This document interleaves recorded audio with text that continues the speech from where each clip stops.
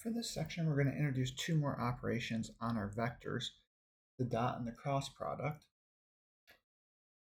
So in the previous section, we introduced vectors, and we also saw how to add vectors to other vectors to get another vector.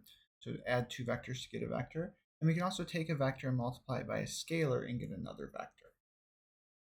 So one thing we didn't talk about, though, was how to multiply two vectors together. And there's a really good reason we didn't talk about that. And that's because there isn't an operation where we say, oh, we just multiply two vectors together to get another vector.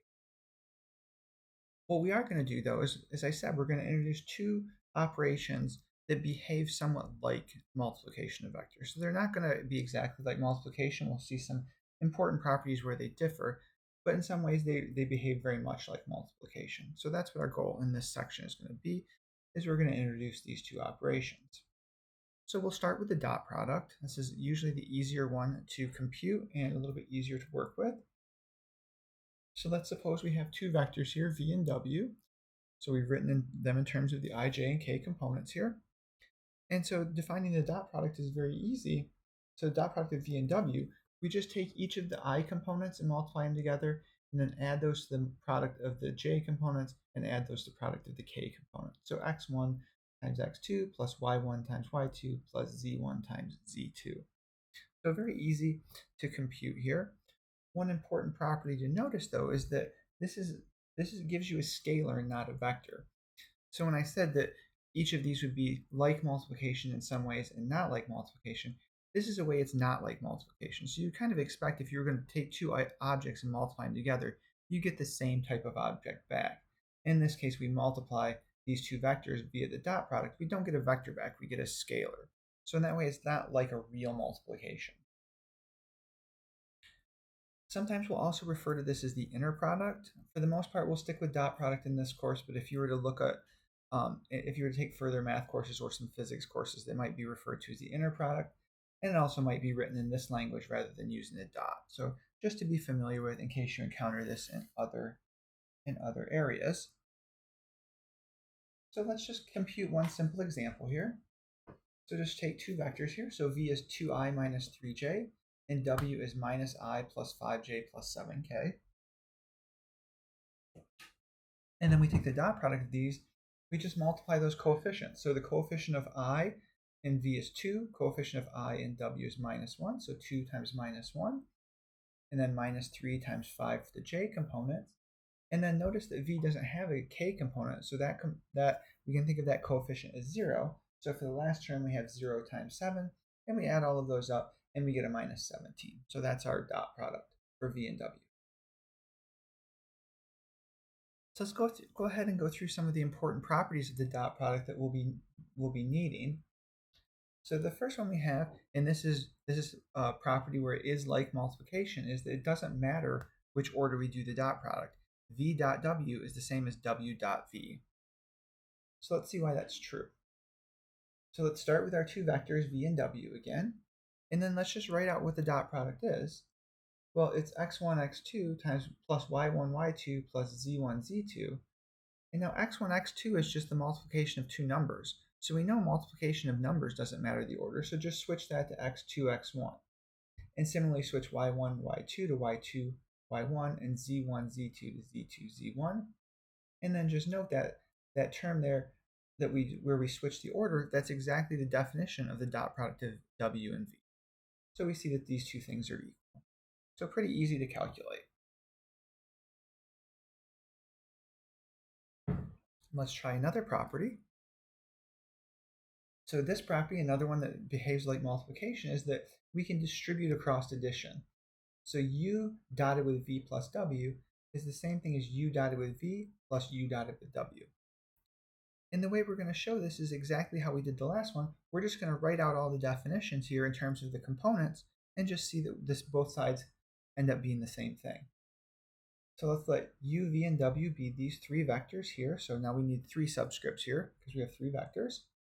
And let's just write out what u dot v plus w is and simplify it to get to the other side. So the first thing we do is let's do the addition inside the parentheses. So that gives me the x2 plus x3i plus y2 plus y3j and z2 plus z3k. And we're dotting that with u. And now we go ahead and do that dot product. So I have the x1 times x2 plus x3, y1 times y2 plus y3, and z1 times z2 plus z3. Then we're just going to go ahead and FOIL all of those out. And then we just regroup things a little bit here. So bring x1, x2, y1, y2, and z1, z2 all together. And similarly for x1, x3, y1, y3, and z1, z3. And then we see what we end up with there is u dot v plus u dot w. So again, pretty easy to show. This isn't really a proofs course, but these proofs are pretty easy because all we're doing is just writing down the definitions here. So another property here, if I have a scalar c, and I first take the dot product v dot w, which gives me a scalar, and multiply by that scalar c, it's the same thing as if I first scaled v by c and then dotted with w, or if I first scaled w by c and then dotted with.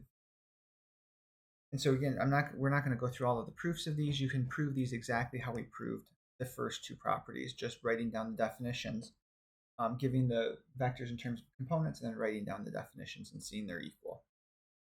This is a super important one, property 4 is. So if I dot a vector with itself, I get the square of the magnitude of the vector. And this is really important because remember, the magnitude is measuring the length of the vector. And so this says the dot product is in some way related to the magnitude of a vector. So this is going to come up a lot when we're doing calculations. And as I said, for both of these, just compute them like we did for properties 1 and 2, and it won't be very hard. You probably pause the video at this point and maybe at least do property 4 since that one's so important for what we're going to be doing going forward. So the other property to introduce is the cross product. So this is another type of product of vectors. Again, it'll have some properties that we would expect from multiplication, and it will be missing some properties as well. So the good thing about this one is we input two vectors, and when we do the cross product, we actually get another vector out of it. So that's is what we'd expect from multiplication. You multiply two objects and you get the same type of object back. This one's more complicated to compute though, so we need a little bit of notation here that maybe we're not familiar with yet, and that's the notion of a determinant. So if I have numbers a, b, c, and d, and I write them in this little array here, this is called a 2x2 matrix, and I put these vertical lines next to it to indicate take the determinant, and we just define that to be a times d minus b times c. So you can see you kind of do a cross multiplication here. You take a times d and then subtract b times c. So this notation here is just shorthand for this. And then we'll also need a 3x3 one, and this one's even more complicated. So what we do with this one is we take this first entry here and think of crossing out the first row and the first column and multiply this entry here by the determinant of this here. So we get this EFHI, and we don't have to write all of it out because we know what this is. And then we're going to put a negative sign. So the negative sign is tricky, but that's just part of our definition.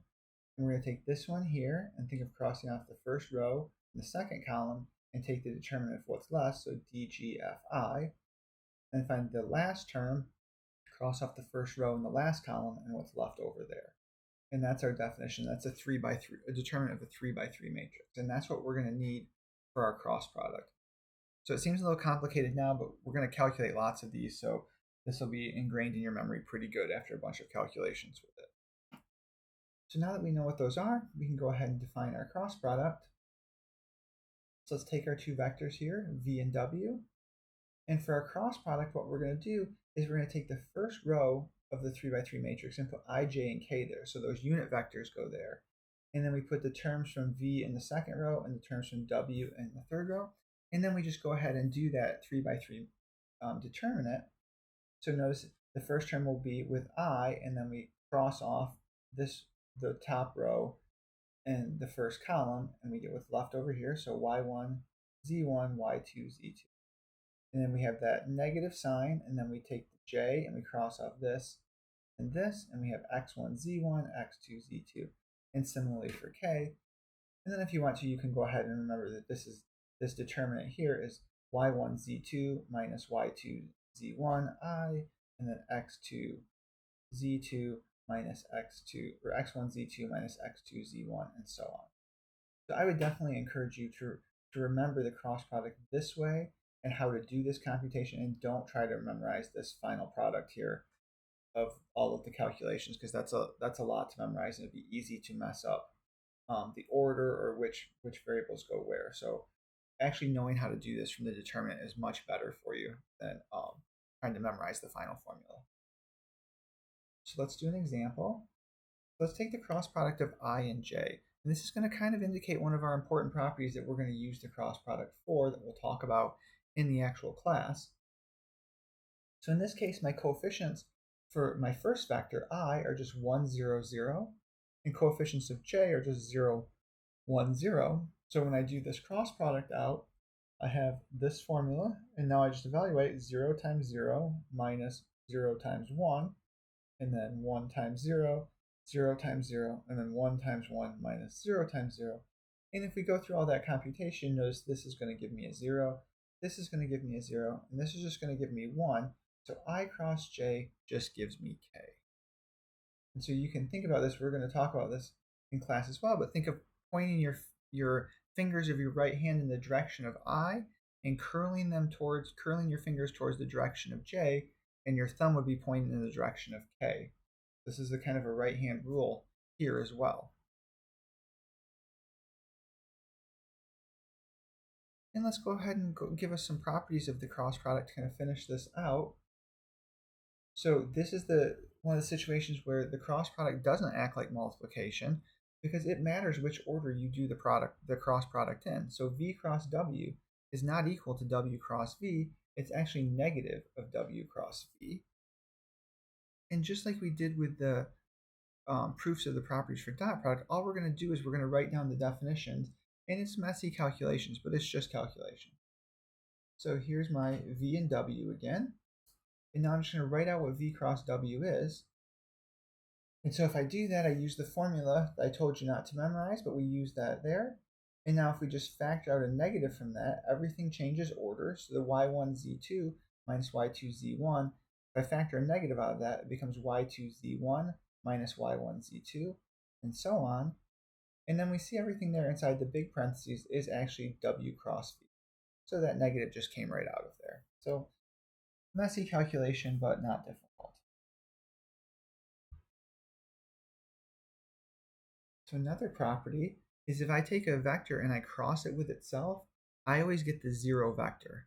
So one thing to be careful of here is remember that the cross product gives you a vector, not a scalar. So this is the vector 0, not the number 0. So again, if we just write out the calculation, well, this is going to be y1z1 minus y1z1, and so on, because we're using the same vector. And each of these coefficients becomes 0. That just gives me the 0 vector.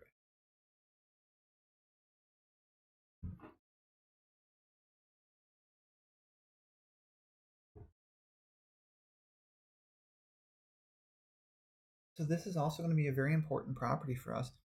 If I take a vector and I dot it with a cross product of that vector with another vector, I'll get 0. And remember, we're taking a dot product of two vectors, so this 0 is actually the number 0 and not a vector. So since this is such an important property, let's go ahead and see why it's true. So just like always, we just do the computation. So just write down what v cross w is, and then dot that with v, and then just FOIL everything out, and you'll see everything cancels out and just gives you 0.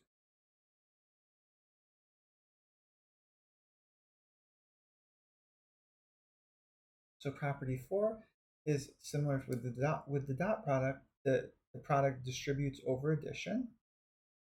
Property 5 is also similar to the one property we had for the dot product, where we can distribute a scalar across the product. And if we take a cross product with the 0 vector, we always just get the 0 vector back.